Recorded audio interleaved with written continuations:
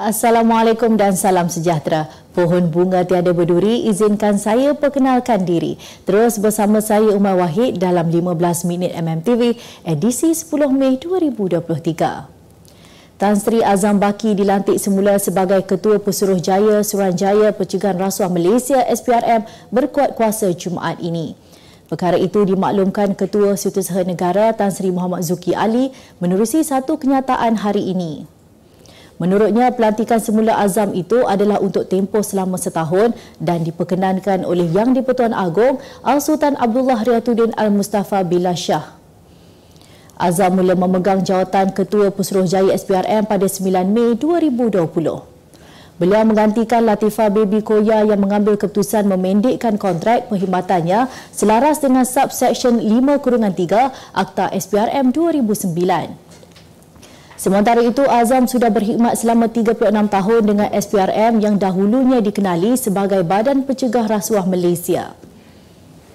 Seorang pengarah syarikat mengaku tidak bersalah di Mahkamah Session Kuala Lumpur hari ini atas pertuduhan meminta dan menerima rasuah berjumlah 15 juta ringgit bagi mendapatkan projek milik agensi di bawah Kementerian Dalam Negeri KDN antara Jun dan Julai 2021. Datuk Seri Sim Chu Tiam, 53 tahun, meminta dibicarakan selepas pertuduhan terhadapnya dibacakan di hadapan Hakim Rozina Ayub. Lelaki itu didakwa atas satu pertuduhan meminta suapan wang berjumlah 15 juta ringgit daripada pengarah urusan Asia Coding Center Sdn Bhd, Hep Kim Hong melalui Syed Abu Zafran Syed Ahmad. Ia sebagai dorongan untuk seorang pegawai Badan Awam, Datuk Seri Hamzah Zainuddin yang ketika itu Menteri Dalam Negeri, membantu Asian Coding Center untuk mendapatkan apa-apa projek milik agensi di bawah KDM. Sim juga berdepan 3 lagi pertuduhan menerima bagi dirinya satu suapan iaitu wang tunai berjumlah 15 juta ringgit daripada individu sama sebagai dorongan untuk Hamzah melakukan perkara serupa. Lim Guang Eng menggesa rakyat Malaysia membuat laporan polis terhadap Presiden PAS Tan Sri Abdul Hadi Awang bagi menamatkan politik pecah belah dan perkauman. Jelas pengerusi DAP itu, tindakan Abdul Hadi menyasarkan orang bukan Islam dan bukan Melayu secara terbuka, menyalahkan mereka sebagai kumpulan perompak terbesar dan pemberi rasuah dilihat mengancam perpaduan dan integrasi nasional. Menyifatkan Abdul Hadi sebagai terdesak untuk menggugat kestabilan kerajaan kini, tambahnya kenyataan pemimpin PAS itu juga sekaligus mendedahkan kegairahan PAS untuk berkuasa tanpa mempedulikan dakwaan yang menghasut dan tidak berasas. Melihat cita-cita Abdul Hadi untuk menyatukan orang Melayu di bawahnya sebagai satu ancaman kepada wawasan Malaysia, tambah Guan Eng, Abdul Hadi juga turut memaparkan dirinya bersedia untuk mengkhianati dan mengorbankan hak asasi perlembagaan orang bukan Islam dan bukan Melayu. Jelasnya lagi, kegagalan untuk menentang percubaan berbahaya ini untuk mensabotаж, menjejaskan dan menggantikan kerajaan perpaduan yang telah memenangi undi percaya di Parlimen adalah sama dengan tidak menghormati Raja dan Parlimen.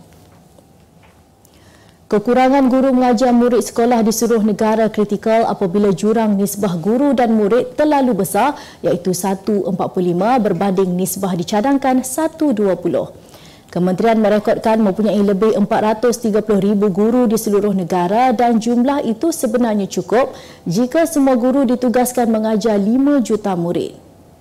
Bercakap kepada utusan Malaysia, Pensyarah Pusat Kajian Pendidikan dan Kesejahteraan Universiti Kebangsaan Malaysia UKM, Dr. Anwar Ahmad berkata, isu kekurangan guru diakui Kementerian Pendidikan pada 2021 dengan realiti menggambarkan keadaan sama sehingga menyebabkan satu kelas nisbah guru dan murid 1:45 atau 1:40.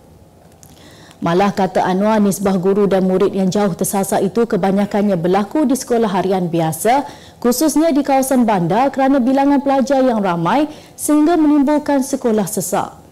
Bagaimanapun, Kementerian Pendidikan dilaporkan tidak bercadang mewujudkan semula jawatan guru sandaran bagi menampung isu kekurangan guru, sebaliknya menawarkan pengambilan secara khas yang mula dibuka bulan lalu. Permohonan pengambilan khas guru dibuka pada 7 April hingga 21 April lalu dan memberi keutamaan untuk mengambil guru bahasa Melayu, bahasa Inggeris, pendidikan Islam serta reka bentuk dan teknologi. Utusan Malaysia dan Cosmo melancarkan satu lagi produk terbaru, apa yang ada dalam Iklaneka. Ia adalah platform yang tepat dan efektif untuk mengiklan antaranya pelbagai jenis notis, cautan kosong, hartanah, tender, kenderaan, mencari wali atau waris dan pelbagai lagi. Apa yang anda cari? Semuanya ada di sini. 2 dalam 1. Layari iklaneka.utusan.com.my. Kita kembali lagi. Universiti Teknologi Mara UiTM memohon maaf atas kebocoran butiran lebih 11,000 pemohonnya ke pengkalan data umum. Dakwaan bahawa 11,891 nombor kad pengenalan dan email pemohon UiTM telah dibocorkan apabila UiTM menerbitkan senarai berkenaan melalui pautan yang dikatakan tidak selamat. Bagaimanapun, UiTM menerusi Twitter rasminya mengesahkan pihak pengurusan universiti itu telah mengambil tindakan di mana pautan data yang tersedia telah menjadi tidak aktif dan kemaskini telah dilakukan. Dalam pada itu, pengurusan UiTM menjelaskan selain mengambil maklum aduan yang diterima, mereka juga berjanji akan menyiasat perkara tersebut dan menggesa pengadu untuk menghubungi mereka bagi memberi maklumat lanjut.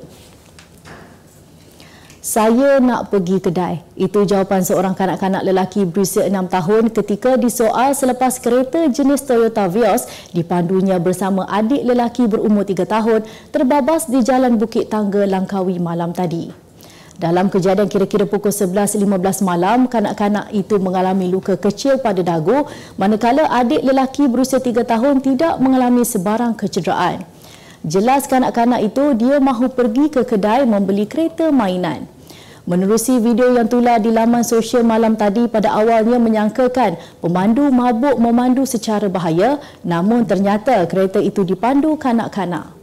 Ketua Polis Daerah Langkawi, Asisten Komisioner Syariman Asyari berkata, dua beradik itu dipercayai keluar dari rumah ketika bapa mereka sedang tidur manakala ibu berada di dalam bilik air. Kes disiasat di bawah Seksyen 43 Akta Pengangkutan Jalan 1987 dan Seksyen 31-1-A Akta Kanak-Kanak 2001. Kita beralih ke berita dunia. Bekas Presiden Amerika Syarikat Donald Trump didapati bersalah melakukan penderaan seksual terhadap E. Jean Carroll pada tahun 1996 oleh juri mahkamah di New York. Bagaimanapun, dia tidak disabitkan di atas satu lagi pertuduhan merogol, penulis ruangan majalah tersebut di sebuah bilik persalinan gedung beli belah Bergdorf Goodman. Juri selain itu turut mendapati bekas presiden tersebut memfitnah Carroll dengan menggelar tuduhan wanita berkenaan sebagai penipu dan penyebar berita palsu. Trump kemudiannya diarahkan untuk membayar ganti rugi atas tuduhan melakukan penderaan seksual terhadap wanita itu sebanyak 22.2 juta ringgit. Rakyat Pakistan bertindak melakukan protes secara besar-besaran selepas bekas Perdana Menteri dan pengerusi Tarikh E-Insaf PTI Pakistan, Imran Khan, ditahan di Mahkamah Tinggi Islamabad. Sebaik Imran dibawa oleh pasukan separa tentera dari premis mahkamah, pemimpin PTI itu menggesa protes segera diadakan. Tindakan ini telah menyebabkan penunjuk perasaan berang dan berhimpun di beberapa bandar termasuk Lahore, Peshawar, Karachi dan beberapa tempat lain. Saluran televisyen melaporkan pihak berkuasa bercadang untuk mengenakan sekatan ke atas perkhidmatan internet dan telekomunikasi berikutan protes itu. Naib Presiden PTI Shah Mahmud Qureshi meminta orang ramai supaya bertenang dan menuntut pembebasan Imran secara aman. Imran yang sebelum ini disingkirkan sebagai Perdana Menteri mendakwa usaha itu merupakan salah satu rancangan menghalang Pakistan daripada melaksanakan dasar luar dan menggagalkan kempen menentang rasuah. Kemas kini pengetahuan anda tentang isu ekonomi dan pasaran. Merangkumi sektor hartanah, perniagaan, keuangan, komoditi, IKS, halal niaga dan dunia korporat. Sentiasa ikuti perkembangan ekonomi semasa di dalam dan luar negara. Semua informasi terkini hanya di hujung jari. Dapatkan edisi ringgit setiap Isnin hanya di akhbar Utusan Malaysia. Kita ke segmen halal niaga. Bermula dengan hanya menawarkan servis surprise delivery jambangan coklat pada tahun 2017, kini Sara Cake House yang beroperasi di Kajang, Selangor berjaya menyediakan pelbagai perkhidmatan lain termasuk jualan kek dengan harga bajet RM28. Azlina yang bertindak sebagai pengurus Sara Cake House memberitahu orang ramai juga boleh menggunakan pakej surprise delivery bersama kek dengan harga bermula RM29 bagi kawasan sekitar Kajang, Semenyih dan Putrajaya. Pada tahun ini, syarikat kami ini memfokuskan lebih kepada penduduk sekitar Kajang, Semenyih, Putrajaya, dan juga target kami ini membuka lebih banyak cawangan di sekitarnya. Kedai tersebut juga menerima tempahan jabangan coklat mengikut cita rasa pelanggan selain turut menjual kek dewasa dan kanak-kanak yang telah siap didekorasi. Negara dijangka memperoleh pelaburan besar dalam bidang tenaga boleh baharu TBB melebihi setengah trilion dalam tempoh 3 dekad. Menteri Ekonomi Rafizi Ramli berkata tinjauan menerusi laporan Malaysia Energy Transition Look juga mengunjurkan nilai pelaburan boleh mencecah RM637 bilion. Jelas beliau anggaran itu berdasarkan kepada peningkatan kapasiti TBB baharu sehingga tahun 2050 sejajar dengan Pelan Pembangunan Penjanaan Negara. Dalam pada itu, kapasiti pembekalan elektrik di seluruh negara secara TBB juga bakal diunjur melonjak kepada kira-kira 70% menjelang 2050. Sekaligus membolehkan lebihan kapasiti yang dijana itu dapat didagangkan merentas sempadan negara jiran selain merealisasikan hasrat ke arah grid tenaga ASEAN.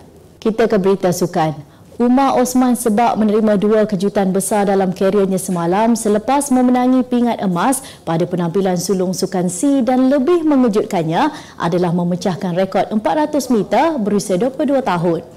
Umar berusia 20 tahun berkata 2 kejutan yang diraih di Stadium Nasional Meradok Tekno Phnom Penh dengan cacatan 46.34 saat memadam rekod kebangsaan milik Zaiful Zainal Abidin 46.41 saat yang dilakukan pada Kejohanan Remaja Asia 2001 di Brunei.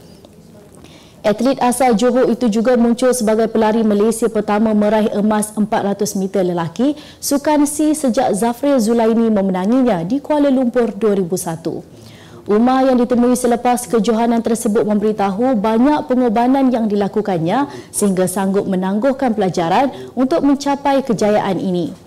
Sementara itu, Sherin Samson Valaboy 25 tahun memenuhi sasaran memenangi saingan 400 meter wanita selepas mengetepikan cabaran sengit 2 pelari dari Vietnam. Sherin yang merupakan anak kepada bintang olahraga negara Samson Valaboy dan Josephine Mary melepasi garisan penamat dengan kepantasan 52.53 saat menewaskan Nguyen Thi Huyen dan Nguyen Thi Hang ketiga. Cristiano Ronaldo sekali lagi dilanda kontroversi selepas dia bertindak menolak pegawai pasukan lawan yang mahu bergambar dengannya ketika Al Nassr terikat seri 1-1 oleh Al Khalij pada saingan Liga Pro Saudi semalam.